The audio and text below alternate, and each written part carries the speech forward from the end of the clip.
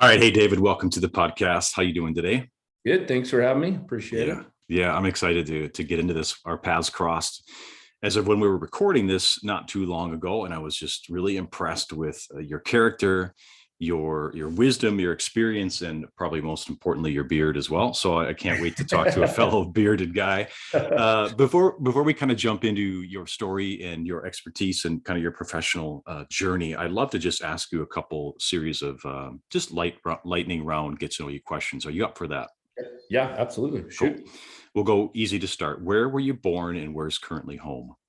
Denver, Colorado, I was born, and I've lived now in Phoenix for, well, since I was, 35 years. Yeah, 34 years. So Wow. Okay. this is more home really than anything for Okay. my childhood and adult life. So yeah. Okay. Family, married, kids. I know you've got kids, but Yep. I've been married for, she's going to kill me if she hears it. That's 16 years. Yeah, 16 years. Been together for almost 20. Happily married. Her name's Cindy. And I've got, as of last Friday, I have a 21-year-old son, which blows my mind. yeah. And then I have a almost 14-year-old daughter and a 11-year-old son. Cool. So, We yeah. aren't too far apart in age. I don't know exactly your age, but I'm going to guess we're not too far off. But I've got a 43. okay. 43. I'll be 42 soon. Yeah. And my son will almost be 5, so we've got a different perspective on fatherhood, and I'd like to get into that shortly too, just to get Yep. your perspective. But we'll keep going here. What's a book you've currently read, or maybe you're reading now that you really enjoy or have enjoyed? Well, I'll spin it this way. I'm trying to enjoy. I had actually, of all people, my barber for my beard. There's nothing Nice. up top. He told me about the Kiyosaki book for investing. I was like, "Well," and he was raving about it. And I'm really trying to enjoy it, but it's really a little bit slower than I would like. I'm trying to get to the meat. So unfortunately, when I read, I usually do it in bed. I'd like to change my daily practice a little bit to be a little bit more, intentional in my reading. But when I do it in bed, I am on my phone and I think I get 2 swipes, lights out. So it's probably taking me way longer than it should to get through this. Maybe it's my fault, not the book's fault, but I keep a ledger of books that are kind of next in line. And so I've got some work to do. Nice. Okay, I like that. I don't read it, like I can't read in bed. I've got to read. Usually I read first thing in the morning or something like Sure. that, but I can't do the same thing when I go to bed. Like I'm going to bed. Yeah. That's it for me. Um, what's Here's a different one. What's one piece of advice that maybe you tend to give out a lot or you tend to give out the most? Professionally or personally? Let's go whichever one comes up first. Well, that's an interesting question. I would say that, as a father, most advice I give is to my children. And I would say, based on the journey that they're in at different stages of their life, I think the one I seem to say the most, whether I believe it more than others, but the one I say the most is, you have to teach people how you will be treated. And you really have to be intentional in that, because as my children are at different ages, of their life and different experiences, you cannot become the punching bag of your network or your circle of influence. So you have to teach people how you allow yourself to be treated. And I think that's a pretty empowering piece of advice if you apply it. So Yeah, that's really yeah. good. All right, let me give you a curveball. If you had to give a TED talk, but a TED talk on something that you're not very well known for, what would you like to talk about?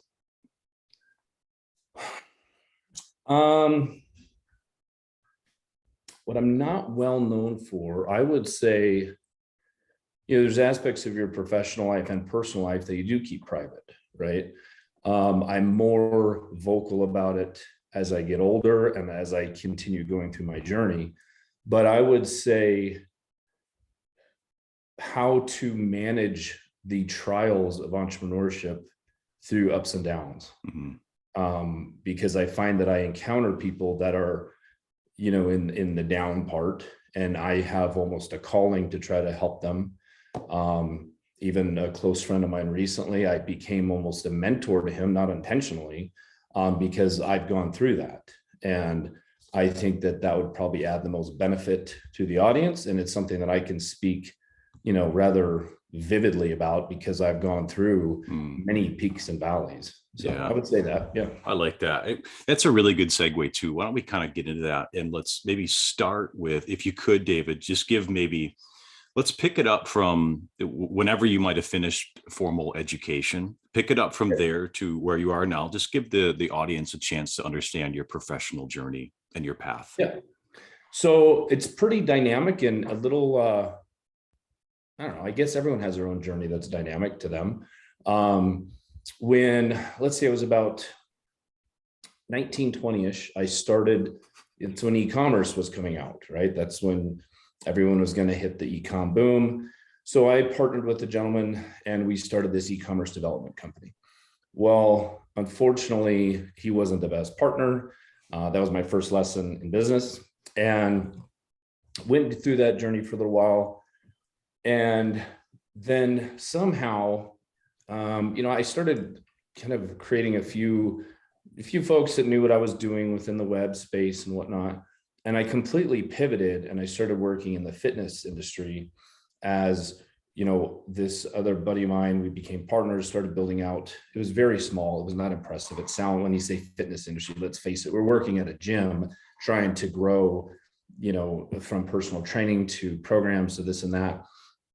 And I just wasn't very compelled to do it. It was so mundane. And so in the process of doing that, I had people reach out to me for what I was used to doing before in the web space. And so I just started picking up a few clients, and I'd work all day, basically in fitness. And then I'd come home and I'd moonlight and I'd do this. And so it was, I was working till, up in the morning and working till 2 a.m. And I did that for a while until it picked up enough to where I was able to sunset, the gym life, if you will, and really focus on what evolved into branding and marketing.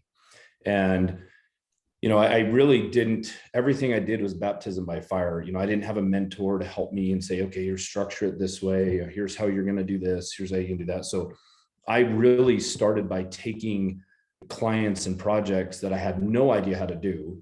And of course, when they asked me if I know, of course, I'm like, oh, absolutely, I can do that. I've done it many times. So I'd go home and try to learn how to do it. And then that continued to evolve. And then about 2004, it was more formalized, and I created a branding and marketing agency, very small. And I really kept that pace going for a number of years, where I was leveraging virtual staff. I did have some staff in-house, a small office. And I liked that environment because it created a lot of flexibility for my life, my family, even though I was working a ton, but I had some flexibility. And then about 2014, my wife and I started kind of toying with the idea of moving to California, just because surfing is my passion. Every time since a kid, I was going to the beach, I was always like, man, I want to live on the beach. It was just this strong desire to accomplish that. And so 2015, we packed up, and this was kind of the beauty of keeping this smaller, nimble business, and packed up, moved to Seal Beach, which is, North Orange County, beautiful little town that's quaint and great place to raise a family. And it was the best adult year of my life. I mean, we had so much fun. We really absorbed the whole beach life. I was surfing 5 days a week and able to run the business from there. And the whole plan was, the kids and my wife definitely wanted to move back to Phoenix. They had their friends here, their family, and so on and so forth. And I was pretty against it, but I said, okay, well, you guys did what you said you would do by moving out there, so I need to kind of follow through and move back. So we moved back in 2016. And the whole plan was, when I move back, I'm going to scale the agency much bigger and try to posture it for an exit within 10 years. Well, I knew I never liked the agency model. It's just not very scalable. I know you can do it, but I just personally don't love the model. Well, a week after moving back, I connected with an old colleague of mine, and an old client actually, and a friend of mine for 20 years. And he had a payment processing business. And I randomly just threw out, hey, why don't you, bring me on? And actually not bring me on. It was, why don't you not compensate us for the work we do? And we'll just take a portion of the upside. That turned into an 1.5 hour conversation where he said, why don't you just come on board as a partner? And I was like, here, my life was like totally going towards this. We're going to grow this agency. This is going to be amazing. And like that, all of a sudden I'm like, I don't want to do the agency anymore. I want to partner with them. So I came on as the CMO and I came on as a partner.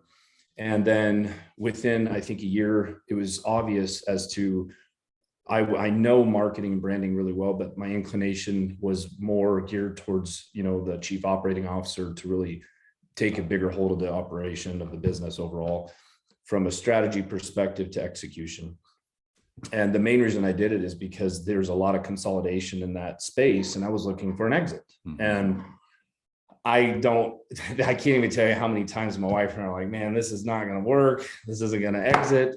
And then 2019, we had a really great opportunity from a strategic partner to come in.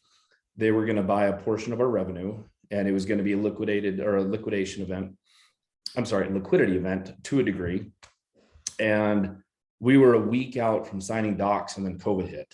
And of course, we're like, oh man, how is this happening? Like, this was something I'd been working on, because a lot of my efforts were around either raising capital or looking for acquisitions, either being acquired or us acquiring.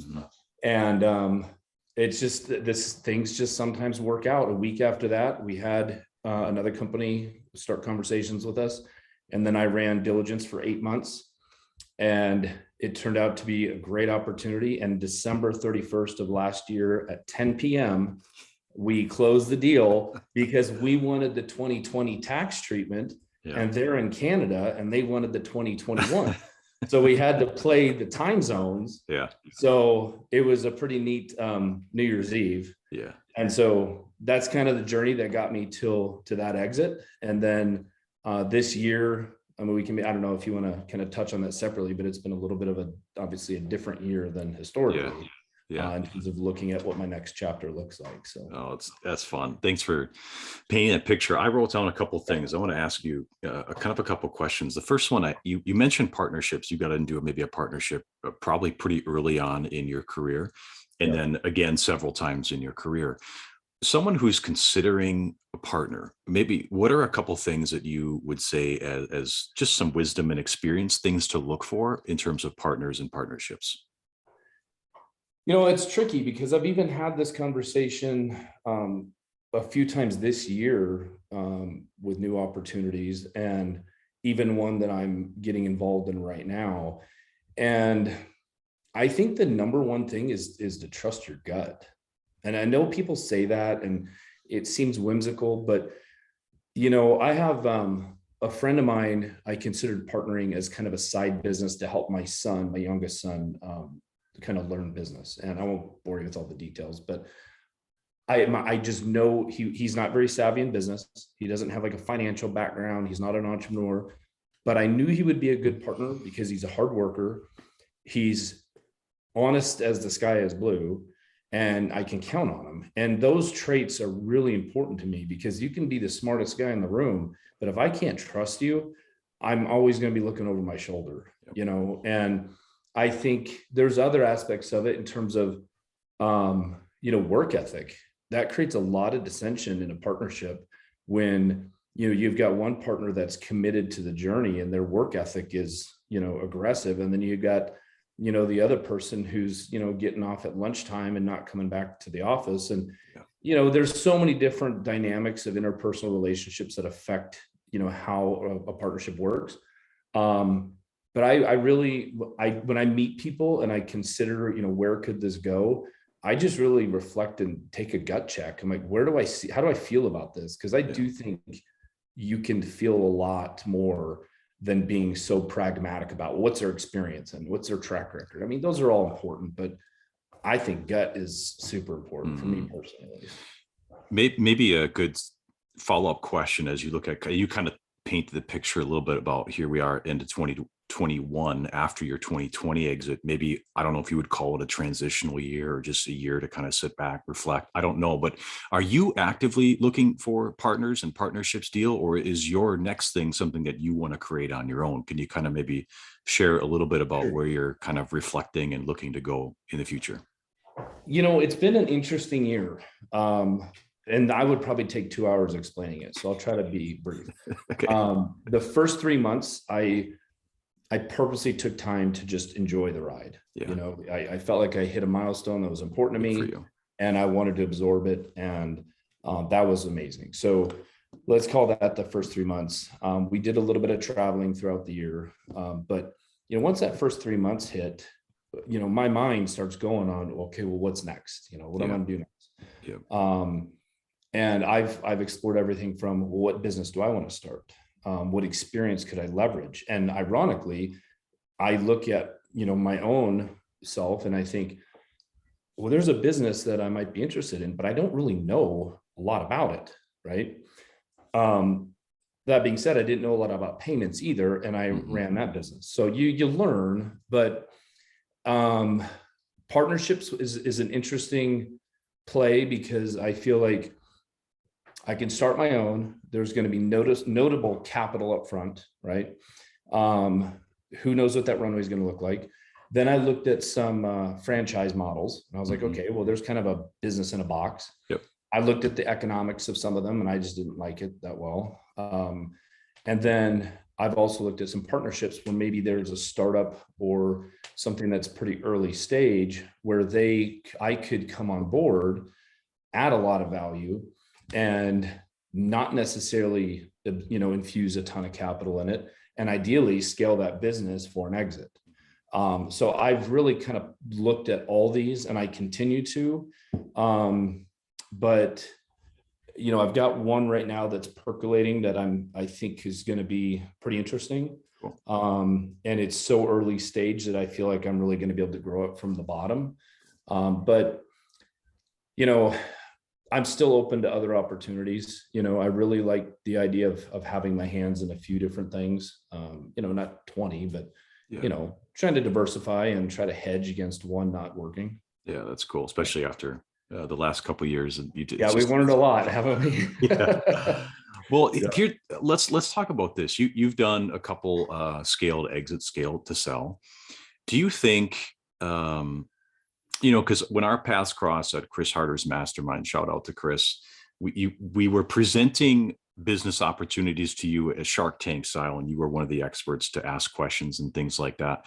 This is a two-part question. It might take a little bit to unpack, so bear with me. Sure. But Yep. do you think when people are looking to start businesses, do you think that they should be thinking about the exit in mind, or is that just not a play for everyone? Let me start with that question first. I think if you want to have a business that you want to sell, you should be building it to sell from the beginning. Because the way a business sells is different than a legacy family business that just stays for years. Yeah. I've even talked to a few business owners recently where, they talked about this exit, and most business owners do. They get excited for this big payday, but you have to run your business well in advance for that exit. You don't wait till the end and be like, oh, we're ready to sell. Okay. You may not be very attractive to a buyer at that point. So I think if an exit is something you're considering at all, from day one, you should be thinking, how are we going to build this and how are we going to sell it? Yeah, that's good. There's, and I think a lot of listeners on this podcast are personal brands. So do you have any insight or thoughts on, should personal brands be setting themselves up with maybe a model that, number one, is scalable? Because most personal brands probably aren't, right? They offer themselves as a coach, and they trade dollars for time. But do you think that they should be looking at setting up models that are scalable with the idea of perhaps selling in the end? Is that something that you would consider, or you would advise personal brands to do? Yeah, it's interesting that you asked that, because there was a period of time where I thought I was really planning to build my own personal brand. And I was like, okay, I think I can do this. I can do this. I can do this. Unfortunately, I have a little bit harder time putting my life out there on the internet. And because it would be, my wife would be like, hey, you need to go post something. And I'm like, oh, I forgot. I haven't looked at it in 2 or 3 days. So I didn't continue down that journey. But part of the reason why I paused was I was like, I keep telling people about scale and being nimble and being able to exit and blah, blah, blah, blah, blah. And a personal brand, to your point, is difficult to do that. So you can scale a personal brand and you can technically exit to a degree, but it's much more difficult to exit when your brand is your equity, right? But if you want to scale, you need to look at how can I avoid trading time for dollars? How can I build something that's evergreen content or what have you that can be resold? Consider in simple terms a book, right? Yeah. I can write a book one time, sell it 1,000,000 times over for eternity and continue generating revenue. So that's where a lot of the work is for developing a personal brand, is creating content, programs, something that I don't have to be on the phone explaining. You just go on and you buy it, and you just buy it over and over and over again. Yeah. Ideally, even with a subscription model, right? I think that's a very powerful way to scale a personal brand, is by having something that adds value that's based on a recurring billing cycle, right? Yep. Yeah. But exit is a little bit more challenging for sure. I mean, a lot more challenging because you're so closely tied. And then if someone did want to acquire you, what does that transition services agreement look like? Where how long are you going to be on board for? What is the brand future? How do they transition away from you when you've built it? So I think there's some real complexities to that. Yeah. But if you create scale, then you take that revenue and you can invest in other things that are scalable and exit. Yeah. Right. Yeah. So perhaps a really good example, I'm going to get to that in a second. I just wanted to point out, I think sometimes, especially myself included, because I kind of started off as a personal brand, I'm trying to move away from that because I don't love it either. I don't love being on Instagram, sharing everything all the time. Sure. But I think your Instagram, David, it's just an example where, guys, don't be fooled. Some of the most successful people I know do not have a very big Instagram following. So if you find David on Instagram, like you said, he's not on there that much. So don't be fooled. That's not always the case. But Jesse Itzler sold that 29029, which is that Everesting Summit event that he does. Yeah. And that really kind of expanded my mind to think, like, how can a personal brand create something, an offering that could then be sold? Because I didn't even think what he built was sellable. Have you heard about his 29029 selling it to iFit? No, I haven't actually. And I've been following him more recently, but I wasn't aware of that. Yeah, it's kind of interesting because when I heard of that event, I was like, that's really cool. He brings a bucket list experience that is perhaps maybe unaffordable to most people. Sure. You can't get over to Nepal to do it, and it's not, likely not going to lose a limb or get frostbite or something like that when you do it here in the US. But he made it more affordable, and everyone can do it. And then he sold it. And I was like, man, I never even thought about that. That's brilliant. So just an interesting way, because I would call him a personal brand, but he's creating things that he's selling using his personal brand. So, well, and he's hit such scale too. Yeah. Where I think you do have more acquisition opportunities when you have a brand that's that prominent. Yep. But unfortunately, I think it's really that exponential, hockey stick, where you got to kind of grind for a long time to get that kind of exposure. And I'm not saying anyone couldn't do it. I think that's where the opportunity lies, is at the peak of that hockey stick. So. It's like you're reading my mind. I wrote down grind season. You had mentioned, and you just said grind as well. There was a season in your journey where you were grinding and working, a job and working something else after that, and moonlighting and working till 2 a.m. What are your thoughts on the whole, we hear Gary Vaynerchuk out there saying, you got to hustle, you got to grind, and you got to hustle, you got to grind. Being in your position now, 43, sold something and taking some time to figure out what's next, what do you say to a younger entrepreneur who perhaps has a day job trying to build a personal brand or something else on the side? Like, how would you encourage them? Maybe they're in a valley that you talked about earlier, and what would you kind of mentor them with as it relates to, like, man, I'm working all the time and I don't see the fruit of all this labor? It's interesting that you asked that, because I have a 21-year-old, and he's not as entrepreneuring as I was at that age.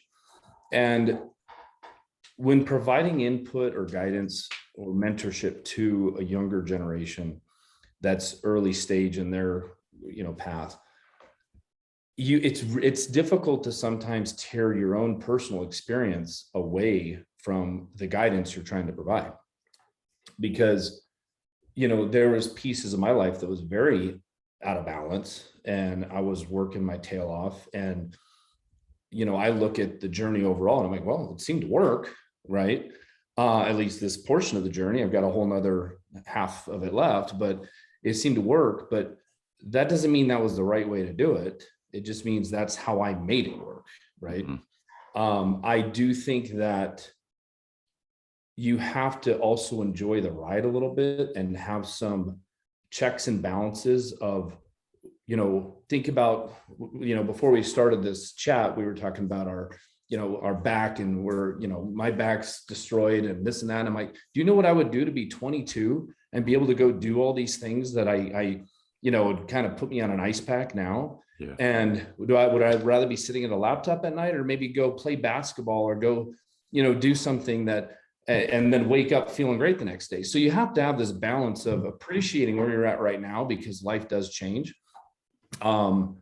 Even my son, he's a very hard worker, even though he may not be entrepreneuring per se. And I have to remind him, hey, make sure you're taking your girlfriend out to do some fun stuff. She wants to go to a concert, take a break, go take her out and have some fun. Yeah. So I try to remind them, enjoy the ride right now, but when it's time to work, stay laser focused and get it done. Because the bottom line is, this is a game that we're playing. So you need to find out how to play the game really well. And there's a few things I try to tell my kids on how they can play it, or even other adults. But I don't think it's a scenario where I would never advise someone to say, hey, you know what, do your day job, work 6 hours every day after that, give up your relationships, give up your health, give up your personal time. Because then it's like, what's the point? Yeah. So I can wake up at 40 with a bigger bank account, not, missing out on all these experiences. And let's face it, that's why we do this game, is the experience. So I think, I don't know if that answers the question, but that's kind of how I compartmentalize it in my head. Yeah, no, it really does. What's funny is you mentioned I had back surgery as well, as did you. I had it at 22. I just turned 22, graduated college, and that was the last year of college. You go into the summer, and a lot of my friends were out traveling and backpacking Europe and doing the whole thing. And I was laid up with back surgery and doing PT. And I'm like, man, to get back some of that time. So I think about what you said too. Your way, it worked for you. It was successful, but there's a lot of ways to be successful. And I think when we give our advice, we have to just kind of be careful. It may have worked for us. It may not work for someone else. And I love and honor how you kind of prefaced it that way. It's just very authentic and real. So thanks for sharing that. Yeah, you bet. You bet. Let's talk about one more topic, just because I'm so intrigued. I've got a 5-year-old, you've got a 21-year-old, and you've got 2 others, but I'm just kind of curious, and talking to maybe a father or a parent who is younger than you, now that you've got one that's 21, an adult. What would you say to a parent who is more, where I'm at, and they've got younger ones at home? Because, with my almost 5-year-old, it just feels like I try and stay present, but at the same time, it's like, well, I can't wait till he's 21. And, we go out golfing together, we do vacations together, and, he doesn't, he's doing his own thing. He doesn't have to have me color with him all the time. You know what I mean? So what would you maybe tell someone? Because everyone has heard the cliche, like, just be present, time goes fast. Like, I get that, but sometimes it's like, I just long for him to be older so we can do some of those things too. But what advice would you have to a parent or a father who's parenting a younger child? I think that's an interesting question. And if I rewind time, I think that sometimes when people say, be present, you're never going to get this time back, that is a sentiment that's going to be shared for the rest of eternity. Mm-hmm. Because you realize it after they get older, and you reflect back and you think of when they were younger, and you're going to tear up when you see those videos and pictures of their 3rd birthday, their 8th birthday, so on and so forth. And you're like, oh man, I wish I could have that time back. Well, you can't, but that experience was meaningful then, and now you have new experiences that are meaningful now. I've been really blessed, and especially this year, but my 21-year-old, he does not live at home, and he moved out for his first year of college, so when he was 18. Mm-hmm. And he's probably at our house once a week. If I gave him an option, hey, your younger brother and I are going to go camping, or he's got some trip or party with his friends, he's going to pick camping with me and his brother every time. So I feel like I've kind of won a little bit as a dad. That's cool. With the relationships that I have with my kids are all very different, all very meaningful. We're very close, every one of them. My wife has a different type of relationship with them as a mother. But I'm really grateful for the relationships I've had. So I'm grateful for my relationship with my 20-year-old today. I'm grateful for the relationship I had when he was 10, but that's over with now. Mm-hmm.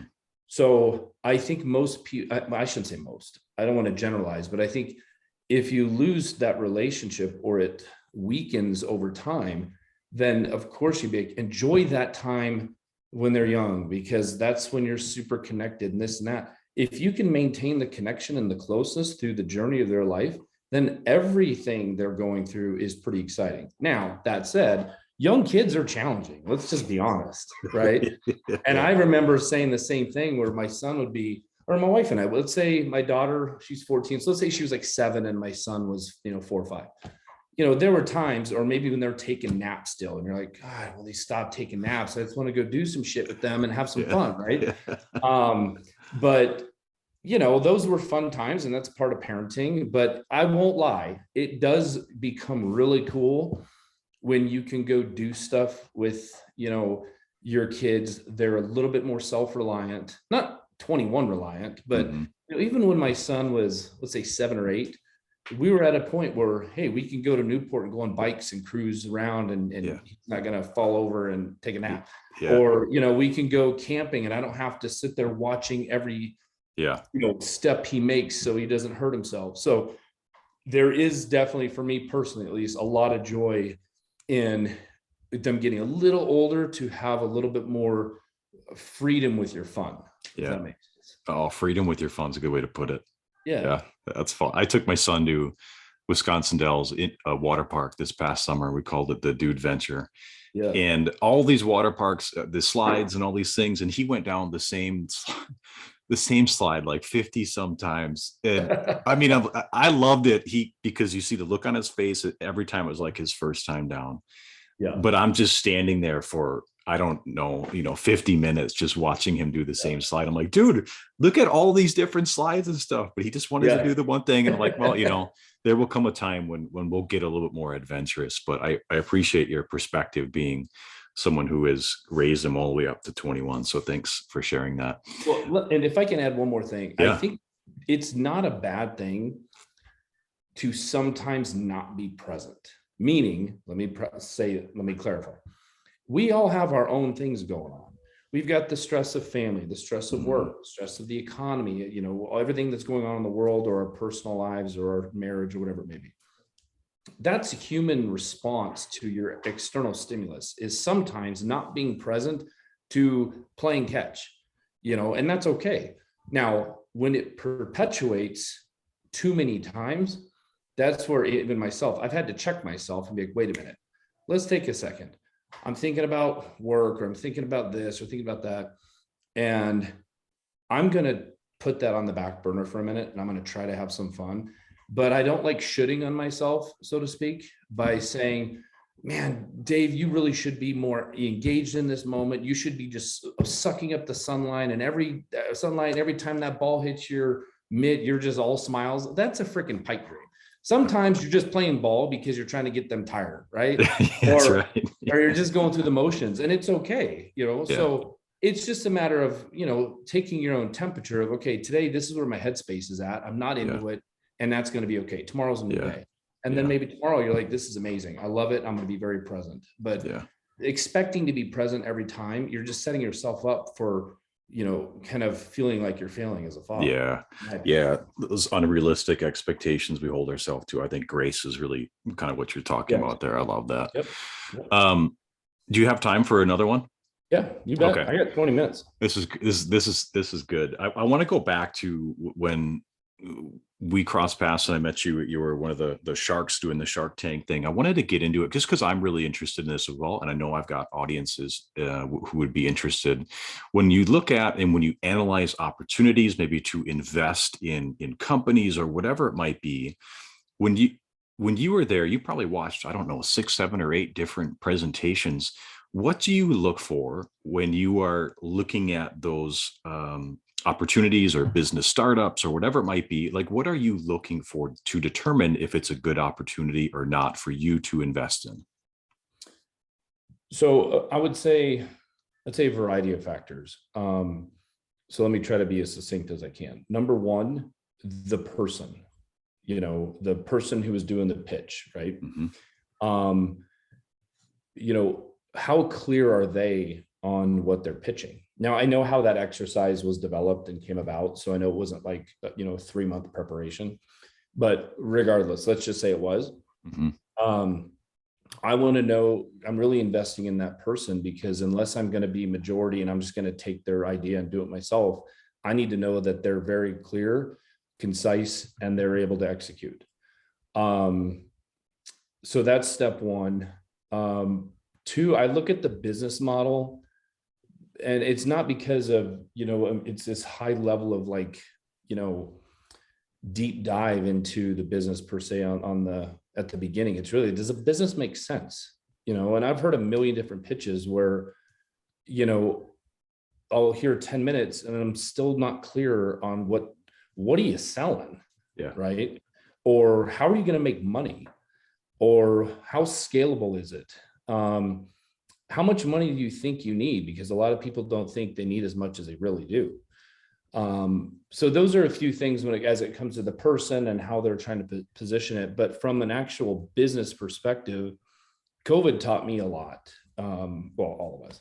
And I told myself, I'm going to really try and at least put it at the top of my list for businesses that I get involved in that are either recurring billing, online, or essential.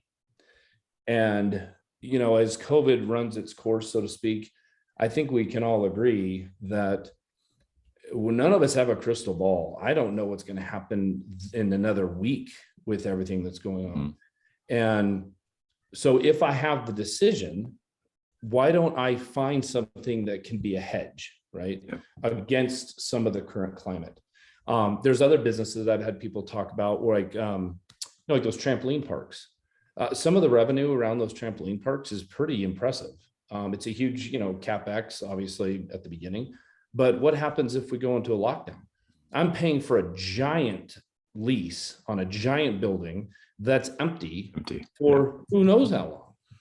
Whereas if I sold parts for a widget that you buy online, and ideally they're parts that wear out, so you have to keep buying them, then I can drop ship those from a warehouse or whatever it may be, or if it's content, right, that doesn't actually have any sort of manufacturing or supply chain, that's literally just digital content. Mm-hmm. I think that's a great way to hit scale, because it's a highly scalable model. 2, it's predictable. Recurring is great for an acquisition opportunity. And 3, regardless of what happens with COVID, I shouldn't say regardless, it's likely that it won't be as damaged as much. Yep. So those are some of the litmus tests that I try to, consider when I'm looking at a business and deciding whether or not I'm interested. It's not to say there's not others that literally don't check any of those boxes that I'm like, ooh, that'd be kind of interesting. Yeah. But there has been a few in the last year where I started going down the path and I was like, man, what happens if, and I don't like to live in the doom and gloom, but let's face it, like everything's so dynamic right now that I just look at it as a hedge, not negative thinking. If I could try to posture myself for something that I can grow regardless of the climate, then why wouldn't I? Yeah. Oh, it's gold for someone who's looking to analyze opportunities, but it's also really valuable to hear from an investor what what should I be presenting when I am ready to, or if I go down the path of looking for outside money? So thanks for sharing that. Yeah, you bet. Lastly, I like to end it on a fun note. You talked a little bit earlier about experiences, and you're a surfer, and I'd like to know maybe a couple things that are on your bucket list, and what are the few things that you've got kind of set your sights on for things you'd like to cross off your bucket list coming up soon. Well, that's interesting because my son gives me these ideas, my 11-year-old. And once I think about it, it becomes like, I'm like, wow, that'd be really fun. Mm-hmm. And especially my older son, my younger son and myself, we do go camping. We have the best time ever. And it's definitely a guy's trip because my wife is like, I am never going camping with you. I'm like, fine, you're not invited. But I want to go to an Alaskan fishing trip. I think that'd be a great time. My son's he literally tells us, he's like, yeah, we're going to Alaska, Dad. We're going to go whitewater rafting. We're going to go fishing. And I'm like, oh, okay. So I better look into that. Fun. Two, I'd like to live on a boat for a little while. And this is going to be a big item, a big goal, meaning with a little bit of coordination. And it's not going to happen for a while because I may do it with my brother-in-law. He's a police officer, so he doesn't retire for another 7 years or whatever. And we've been talking for a while about when he retires, going in, getting, 40 or 50-foot boat that we would, go up the coast and live on for a month or two. And after that, I really don't care what happens in the boat, but because my wife she gets extremely seasick, and my kids are like, they'll probably be in college. They're not going on a boat with Dad for a month. Yeah. But I think that would be definitely one of the things that when I'm on my deathbed, I want to know that I was, living on a boat, cruising up the coast. That's fun. Yeah. And then I'm trying to think, I mean, there's a bunch of trips I want to do. And I guess not a trip, but an experience. I bought it. I used to have a CJ7 when I was a kid, an old Jeep CJ7. And I sold it when I had my young one because I needed money, or my oldest one. And so randomly, like 2 weeks ago, I was sitting on the couch and chatting with the family, and I'm like, I think I should just get a CJ7 and build it with my sons, right? Wow, that's fun. So like 48 hours later, I had a CJ7 in my driveway that is a pile of crap. And now we're going through the journey of like, okay, what are we going to do? What are we going to tear off? And it turns out that I bought this Jeep, and I really think I'm only going to use like the hood and the chassis. But I think that's, you look at where you apply your resources to experience. And yes, vacations and trips are an experience, but also I'm not buying a Jeep or the build of the Jeep. I'm buying the experience of building something with my sons and them learning, because I find a lot of young men in today's day and age, they don't even know how to change a tire. And I want my, all of my kids, including my daughter, to be, self-sufficient, understand what is a box and wrench, or, how does a vice grip work? So I think that'll be a very valuable experience, and, probably, hopefully I can get it done in under a year. That's fun. I think experiences are greater than things, and creating those moments, especially as parents, as dads, as we are, is really important. I'm trying to convert a shed to a sauna down by the lake over there. And I want it to be something that for decades to come, my son and I can use it and talk about when we built it and how it snowed and it wasn't supposed to snow. And so I think that that's really important. So I appreciate you sharing that. And maybe you should look up Talon Lodge in Alaska. It's kind of off on an island. I think you'd really enjoy that. I'll send you their Instagram account. Oh, okay. But you'd love that for fishing and stuff in Alaska. Well, David, I appreciate it. I'm going to put your Instagram in the show notes in case people want to kind of connect with you. I know you're not on there too much, but I forget about it. Yeah, which is, I love that. Again, you guys, some of the most successful and the most cool people that I know are not on Instagram too much, you guys. I know it's kind of hard to believe, but I appreciate it, David. You taking some time. I know you're heading off to an appointment, so thanks for jamming today. It's been fun to get to know you more, and I appreciate all the resources and information and sharing your wisdom today. So thanks for taking time. No, you're welcome. I appreciate it. This is fun for me. I can do this anytime. I love Maybe that. we'll do it again after you kind of get Yeah. into your next project. I'd love to have you back on again. So we'll plan on that. Yeah, for sure. Anything I can do to add value. And, I like helping other people. I look at this as an opportunity to try to, if there's something that people can take away, like I said, not to carry it out, but I never had a mentor. I never had any guidance at all.